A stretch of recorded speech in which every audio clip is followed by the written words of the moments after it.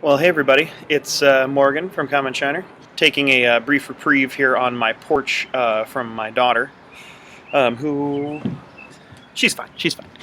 I thought for this Throwback Thursday I would give you some unfiltered thoughts here. It's not really a Throwback Thursday; it's more of a current BT.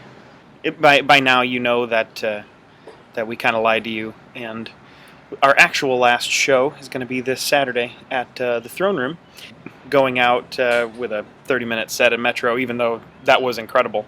Probably wasn't the right kind of send-off for how long we've been doing this, so we decided we would kind of throw in an extra show where we could play for a long time and we could play a lot of our old hits. But yeah, it's crazy to think, I started this band 13 years ago, just kind of fresh out of college, and at the time it was just a two acoustic duo with my buddy Tim Haig. Tim, if you're watching this, hey man, the Dave Matthews Band craze, and so we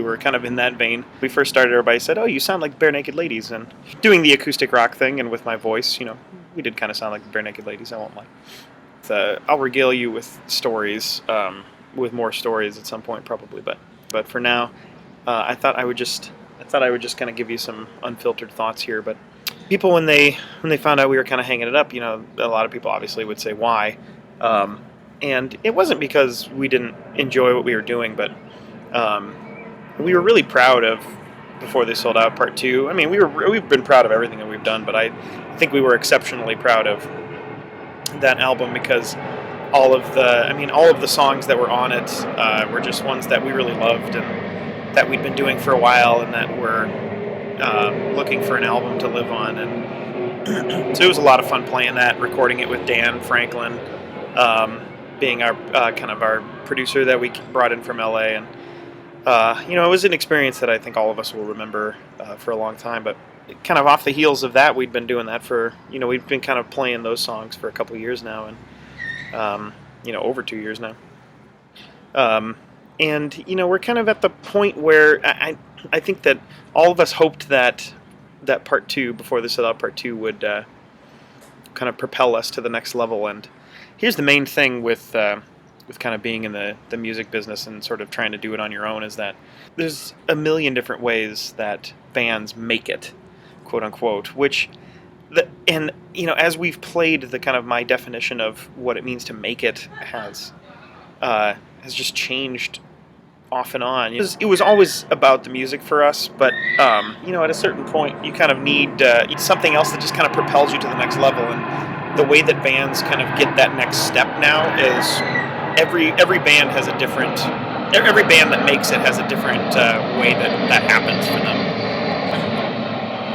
So as you can tell, I'm in the flight path of O'Hare, so that's why you're hearing planes overhead. There's no like formula anymore, and so there's the thing that always stressed me out so much is that there's always a million things that you could be doing, and so any time that we weren't seemingly successful, or that we had a lull in what we were doing, it being kind of the de facto leader that I was in the band, it always kind of felt to me, and I always felt like my instinct was always that I wasn't doing enough. And so, just living with the constant feeling of that I wasn't doing enough is exhausting. And it's it can be a very, very cold business sometimes, and it doesn't really matter how long you've been playing for. If you play shows and you can't get anybody out, nobody cares. And so it doesn't matter how good you are. Venues and movers and shakers in the business, all they care about is if you can pack a place. It doesn't really matter what your music is like. And so, sorry, she was making a racket. So, musicians are kind of put in these positions where they're forced to do things they're not good at, and to try and become successful, or to try and make it. And that's certainly been the case with us for a long time. Taking a break from those sort of inherent pressures, and that just pressure that we put on ourselves, and that sort of exhaustion. Taking a break from that, is certainly not a bad thing. it's weird because we feel there's times that I feel so isolated um, as a musician, as a songwriter, or that I feel so forgotten. Um, that like when we put out something or we are working on a song or whatever, and I just kind of think there's times that I think like, does anybody even care? Like, does this mean anything to anybody?